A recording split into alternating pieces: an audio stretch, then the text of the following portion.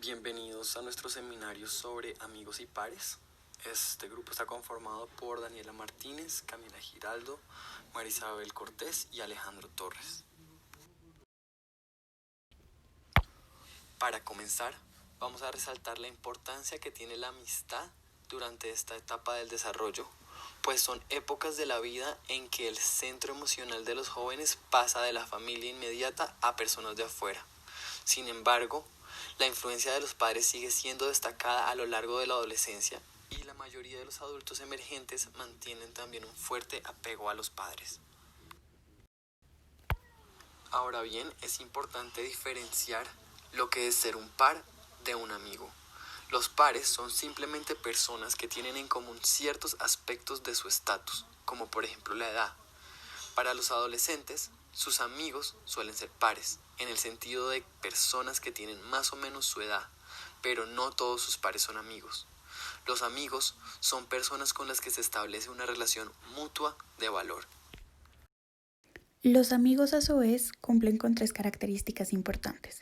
La primera es que sirven como puente entre los apegos cercanos que tienen los jóvenes con los miembros de su familia.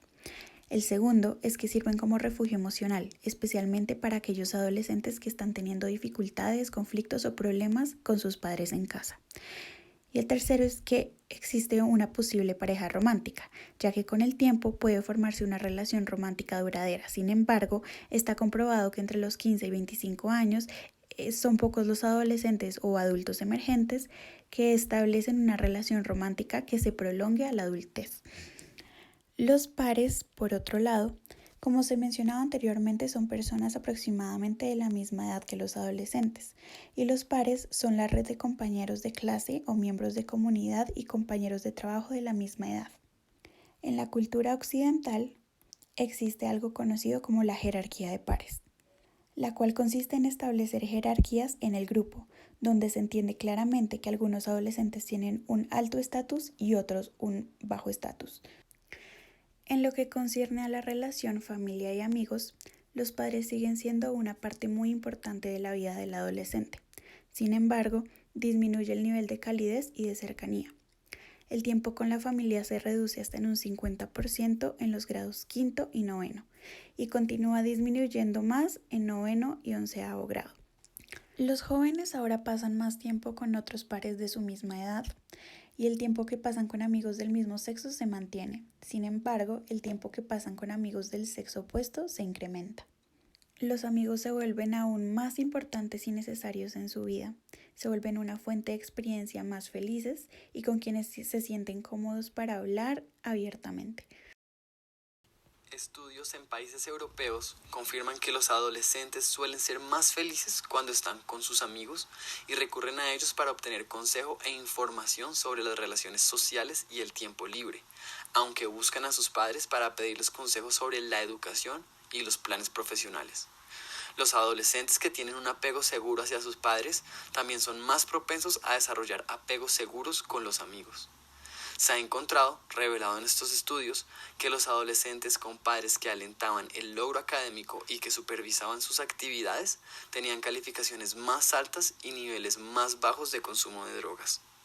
Estados emocionales con los amigos. Los adolescentes informan que sus momentos más felices tienen lugar con sus amigos y que por lo general son mucho más felices con sus amigos y con la familia porque los adolescentes encuentran en un amigo cercano a alguien que refleja sus propias emociones. Además, se sienten libres y abiertos con sus amigos. El fuerte apego de los adolescentes hacia sus amigos y su dependencia de ellos los hace emocionalmente vulnerables.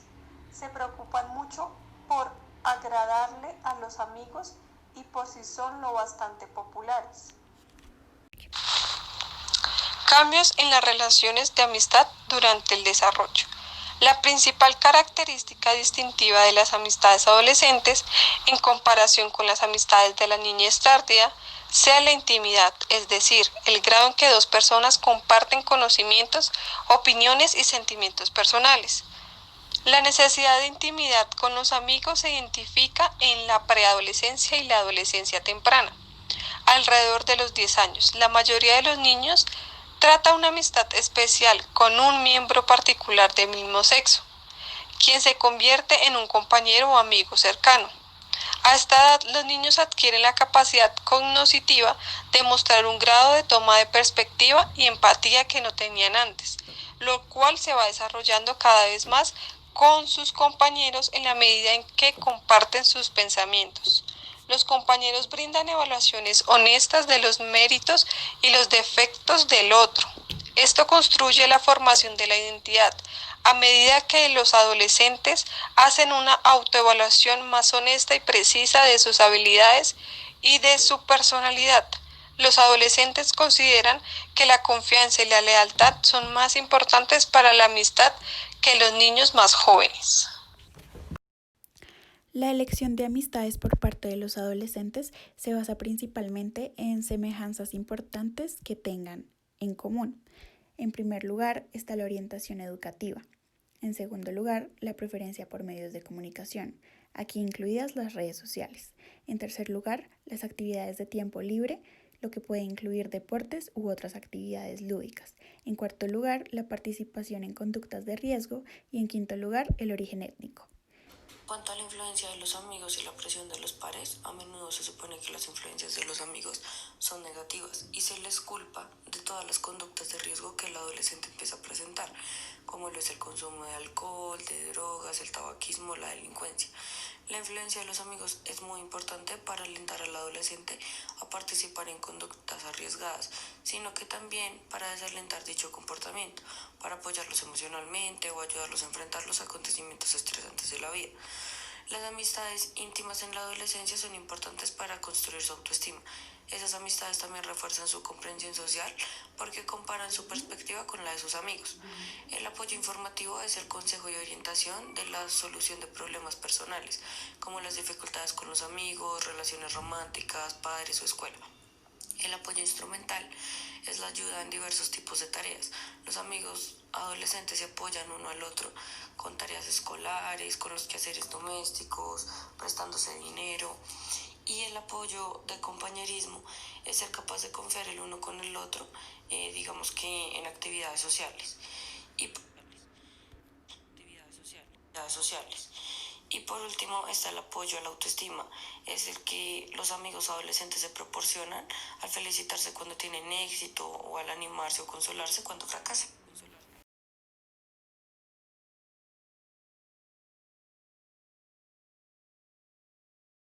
Ahora bien, ¿cuál es la diferencia entre grupos sociales y grupos de amigos? Los grupos sociales tienden a ser más grandes. Se basan en la reputación de los adolescentes que no necesariamente son amigos ni pasan mucho tiempo juntos. Cumplen la función de ayudar o apoyar a los adolescentes a ubicarse a sí mismos dentro de una estructura, definiendo identidad propia e identidad de los demás. Los grupos de amigos, por otro lado, son grupos en donde se conocen bien, comparten actividades y forman un grupo social regular. Cuando hablamos de los cambios en los grupos sociales durante el desarrollo, encontramos que los grupos sociales ayudan a los adolescentes a atribuirse a sí mismos y a otros características definidas a medida que pasan en la adolescencia por el proceso de formación de la identidad. La atención en la adolescencia a los grupos sociales refleja características del desarrollo como los cambios cognitivos y la formación de la identidad. Pasar tanto tiempo del día rodeado de coetáneos, es decir, individuos contemporáneos, aumenta su importancia como grupos sociales de referencia, es decir, como grupos que influyen en la forma en que los adolescentes piensan acerca de sí mismos y del lugar que ocupan en su contexto social. Durante la adolescencia temprana, la vida social de los adolescentes transcurre sobre todo en el grupo de amigos del mismo sexo. Los niños salen con otros niños y las niñas con otras niñas, disfrutando en cada caso de actividades separadas del otro sexo. En la segunda etapa, 1 o 2 años más tarde, los muchachos y las chicas se interesan más uno en el otro y el grupo de amigos de muchachos y jovencitas empiezan a compartir parte de su tiempo libre, aunque en realidad sus interacciones no atraviesan la brecha de los sexos. En la tercera etapa, las divisiones de género del grupo de amigos empiezan a romperse a medida que los líderes de estos grupos comienzan a formar relaciones románticas. Los otros miembros del grupo pronto lo siguen en la cuarta etapa, que es más o menos alrededor de los 14 a 15 años y pronto todos los grupos de amigos y los grupos sociales son mixtos. En la quinta y última etapa, entre los 18 y 19 años, los hombres y las mujeres empiezan a formar parejas en relaciones más serias y la estructura del grupo de amigos y los grupos sociales comienza a resquebrajarse hasta el punto en el que se desintegra. El sarcasmo y el ridículo en el grupo de amigos es muy común en la adolescencia y se dirige tanto a miembros dentro como fuera del grupo. Es más frecuente en la adolescencia temprana y media que en la tardía. Digamos que este sarcasmo y este ridículo promueven como la jerarquía de dominio. Entonces los miembros de mayor estatus son los que más sarcasmo y ridículo hacen, pero no lo recogen. Y digamos que las interacciones antagonistas sirven para meter en cintura a los miembros que no se conforman al grupo y para reforzar la conformidad de los grupos, lo que aumenta la unidad del mismo. Para Erik Erikson el motivo era principalmente psicológico. Es de resaltar que según Erik Erikson, el sarcasmo y el ridículo tienen un motivo principalmente psicológico, ya que se usa como respuesta a una inseguridad de identidad. Sirve para evaluar a quienes son y quienes no son. Además, calma la ansiedad acerca de algunos temas dirigiendo la atención hacia los demás, tachándolos o etiquetándolos como inferiores o diferentes. Hablando de popularidad e impopularidad, hacemos referencia a la popularidad a el grado de qué tan agradable es percibido por su comunidad un individuo, e impopularidad qué tan desagradable es percibido por su comunidad. La popularidad e impopularidad puede ser subjetiva y relativa a la comunidad o el grupo en que se trate. Sin embargo, existen unos factores relacionados que se le atribuyen a los anteriores adjetivos. Por ejemplo, en el caso de la popularidad, se le suele contribuir el atractivo físico, las habilidades sociales como es ser amistoso, alegre, bondadoso, divertido o tratar a los demás con amabilidad. También escuchar a los demás, comunicar su punto de vista, ser inteligente o ser un líder. En el caso de la impopularidad, se le atribuyen factores como la agresividad, la negatividad, el egoísmo y el ser beligerante. La agresión en las relaciones. Esta es una forma de agresión no física que lastima a otros y daña relaciones. Las características son, primero, que incluye sarcasmo, ridículo, chismes, propagación de rumores, rechazo y la exclusión a otros del grupo de amigos. La segunda característica es que suele ser más común en mujeres, ya que el papel de género prohíbe, castiga o está mal visto que hayan expresiones directas de desacuerdo y conflicto por parte de la mujer. La tercera característica es que los adolescentes de alto estatus suelen tener mayor probabilidad de agresión elevada. La agresión en las relaciones trae consecuencias tales como sentimientos de depresión y soledad, resultados negativos para los agresores. Las víctimas de agresión son más propensos a la depresión y trastornos alimentarios. Y tanto los que emplean como los que son blanco tienen consecuencias negativas a futuro. Lo anterior nos lleva a hablar del acoso escolar, bullying o matoneo, que se conoce como cualquier forma de maltrato psicológico, verbal o físico producido entre estudiantes de forma reiterada a lo largo de un tiempo determinado tanto en el aula como a través de las redes sociales. Este último es mayormente conocido como ciberacoso o cyberbullying. Las estadísticas muestran que el tipo de acoso o maltrato mayormente presentado es de tipo emocional. Se presenta en los patios de juego de los colegios por parte de niños y niñas en proceso de entrada a la adolescencia. La violencia escolar se define como cualquier forma de actividad violenta dentro del marco escolar, y esta incluye acoso escolar, abuso verbal o abuso físico. Entonces, ¿cuál es la diferencia entre acoso y violencia escolar? La violencia, para empezar, es una acción malintencionada y dañina que se ejerce entre miembros de la comunidad educativa, ya sea dentro de las instalaciones o en otros espacios relacionados con el ámbito escolar. Una característica o un ejemplo extremo de violencia escolar producido entre alumnos es el acoso escolar. Este, por su lado, se refiere al maltrato verbal, psicológico o físico entre los alumnos. Se realiza de forma reiterada a lo largo de un tiempo determinado. y se reconoce principalmente por ser una agresión metódica o sistemática en la cual el agresor somete a la víctima a través de silencio o manipulación, indiferencia y complicidad de otros compañeros. A forma de cierre del seminario, vamos a definir lo que significa la cultura juvenil, vamos a hablar de sus componentes y sus significados. Entonces, con sus grupos sociales compactos, es decir, las amistades, el grupo de amigos, los pares y los grupos sociales, la gente joven constituye un grupo como un todo, separado de los niños de la sociedad adulta, con su propia cultura definida. Esta cultura está basada en valores soterrados como el hedonismo, el entusiasmo y la aventura. Según lo expuesto por el sociólogo inglés Michael Brake, existen 3 componentes esenciales del estilo de la cultura juvenil. Como primer componente encontramos la imagen. Esta se refiere a la vestimenta, el corte de pelo, joyería y otros aspectos de la apariencia.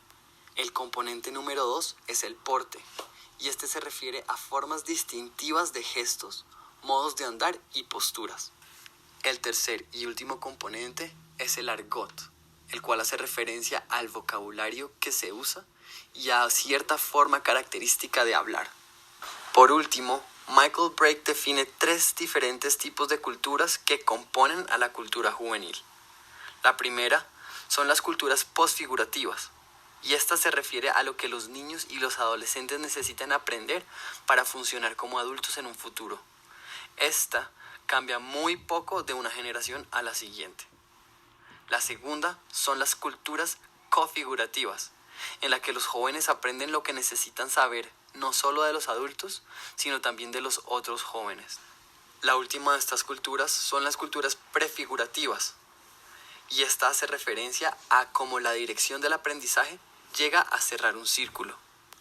Acá, los jóvenes enseñarían a los adultos cómo usar la tecnología más reciente. Con esto, concluimos nuestro seminario sobre pares y amigos. Muchas gracias.